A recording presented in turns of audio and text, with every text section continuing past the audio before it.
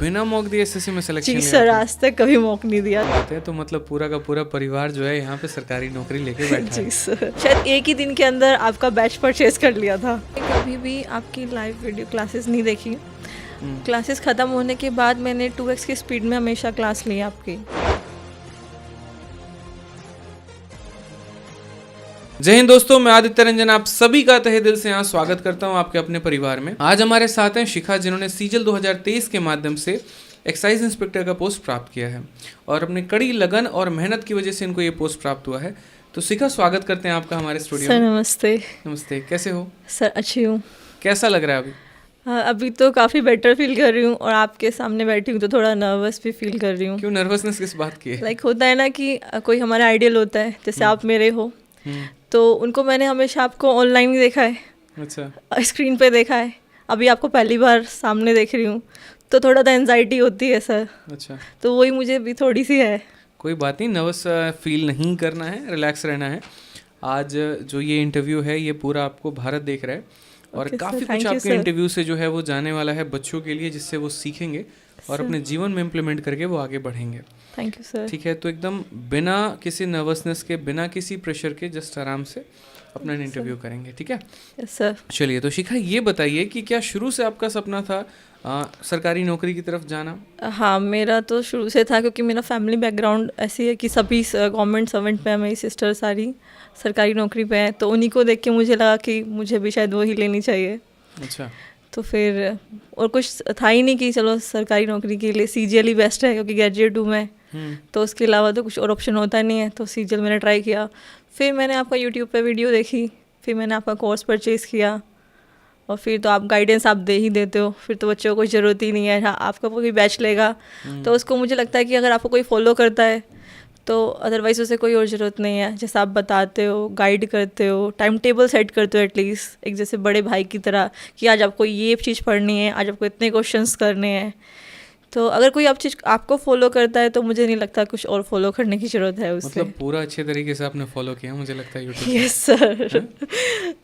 चलो, तो जैसा कि आपने बताया कि आपके फैमिली में काफ़ी लोग हैं जो ऑलरेडी गवर्नमेंट जॉब में हैं, यस सर, यस सर। तो वो कौन कौन हैं और किस जॉब में? मेरी 3 सिस्टर्स हैं और जो सबसे बड़ी वाली दीदी हैं वो टीचर हैं गवर्नमेंट स्कूल में।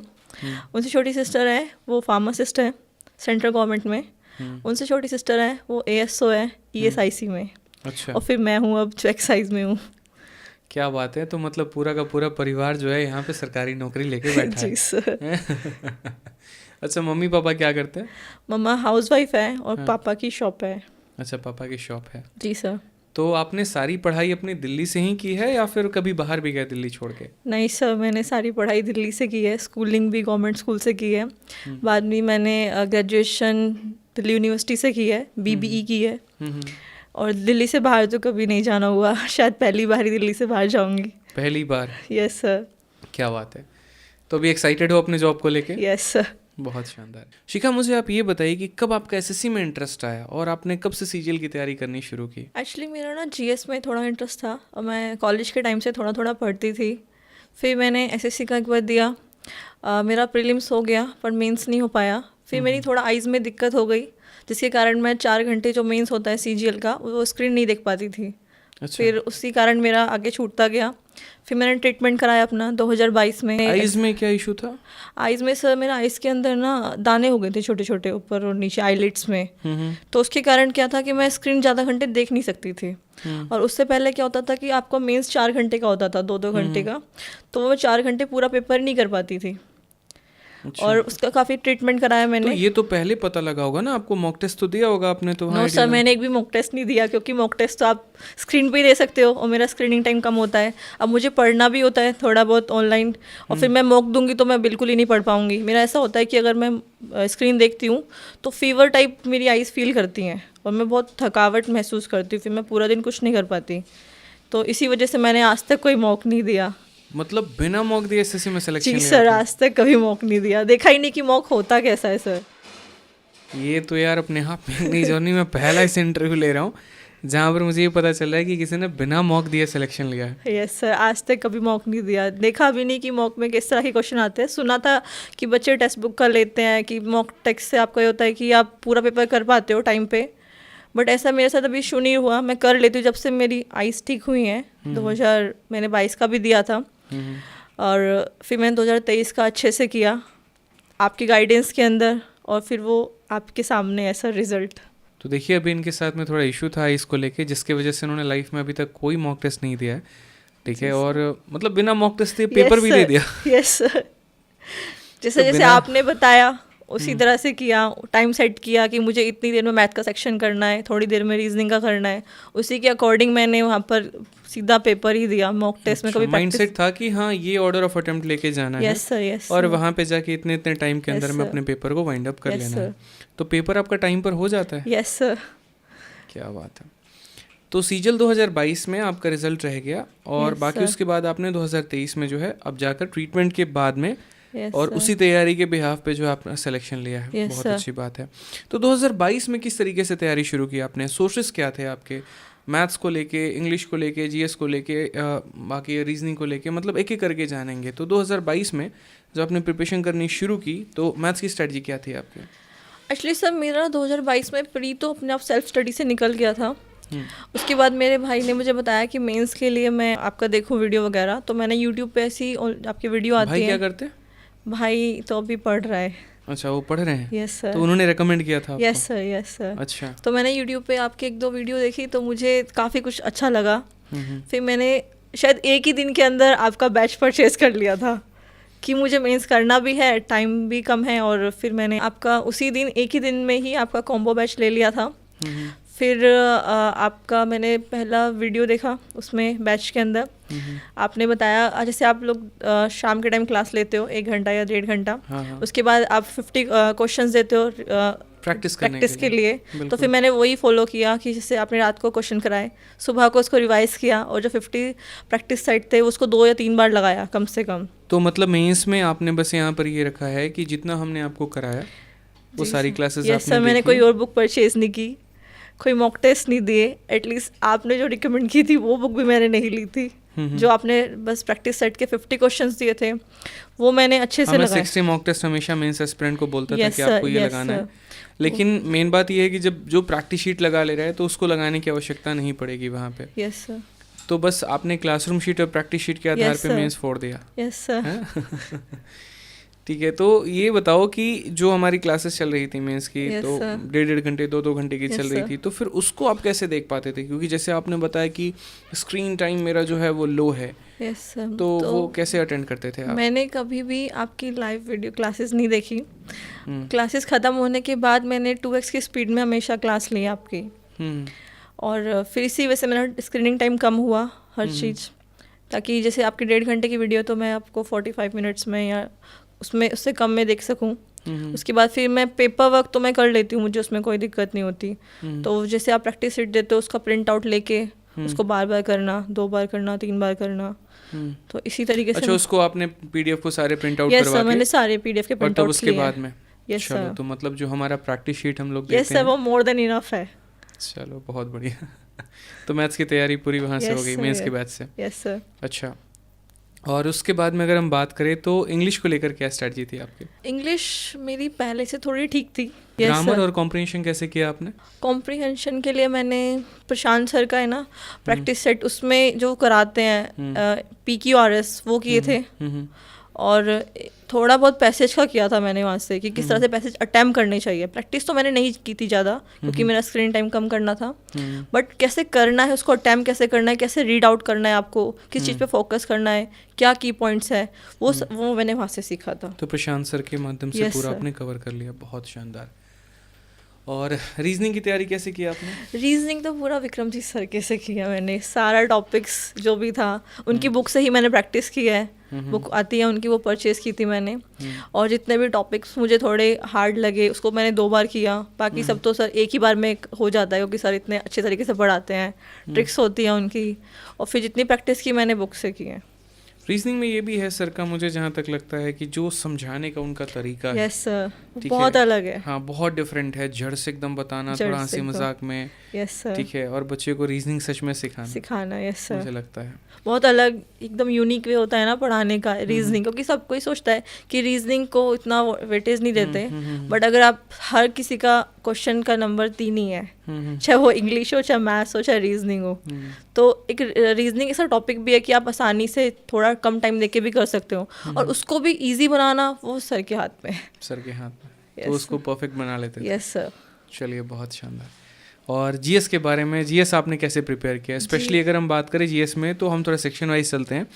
सबसे पहले करंट के बारे में मैं आपसे पूछना चाहूँगा कि करंट अफेयर की तैयारी आपने कैसे की? जैसे मैंने आपको बताया कि मेरा जीएस में इंटरेस्ट कॉलेज के टाइम से ही था, तो लाइक जैसे मैं कॉलेज जाते हुए आते हुए जो ट्रैवल टाइम होता है, तो प्रतियोगिता दर्पण आती थी, मैं उसे पढ़ती थी। उसमें एक सार संग्रह भी आता है 2 पेजेस का। इंग्लिश में, हिंदी में? हिंदी में, क्योंकि हिंदी में। मैंने स्कूलिंग में हिंदी में ही एसएसटी अच्छा, पढ़ी है, ज्योग्राफी। SST पढ़ी है।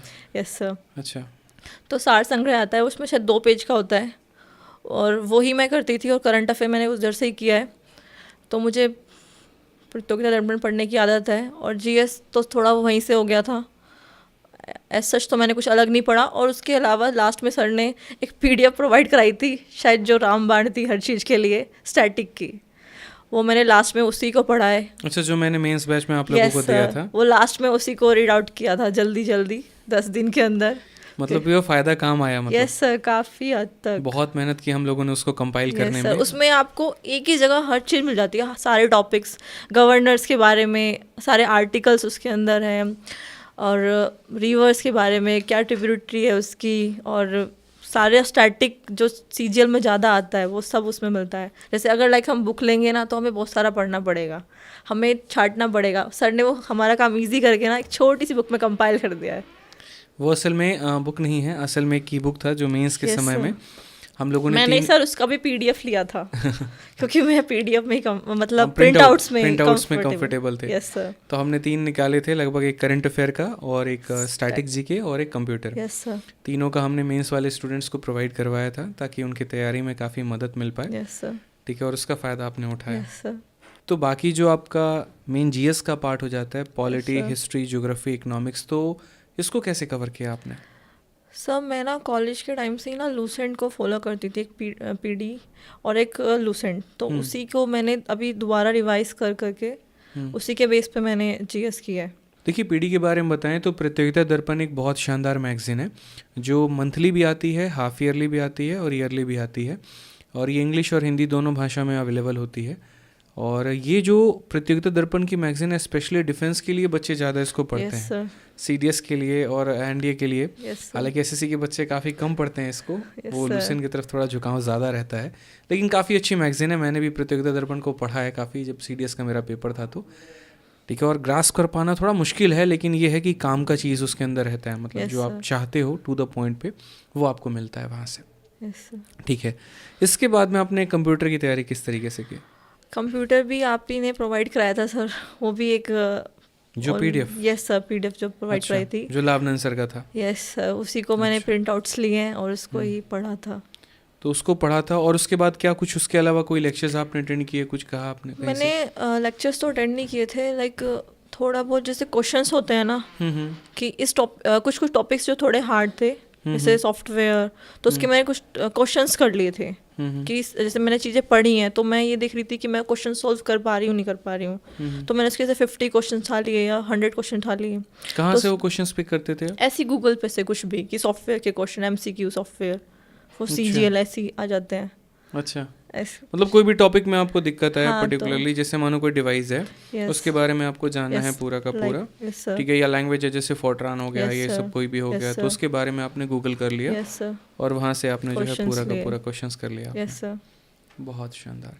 और टाइपिंग कब से शुरू किया आपने? टाइपिंग मैंने अगस्त 2022 में सीखी थी, और उसी के बेस पे मैंने अभी दे दी थी। मैंने बाहर सीखी थी। तो कहाँ से सीखा आपने? खुद से कोई कोचिंग लिया, खुद से किया, कैसे किया था? नहीं, एक इंस्टीट्यूट है, दयाल इंस्टीट्यूट, जो मेरे घर के पास में पड़ता है। अच्छा। मैंने 1 मंथ वहीं से क्लासेस ली थी। तो 1 मंथ आप टाइपिंग के लिए वहाँ पर गए थे, और उसके बाद में वहीं टाइपिंग से आपका बेनिफिट हो गया। Yes sir.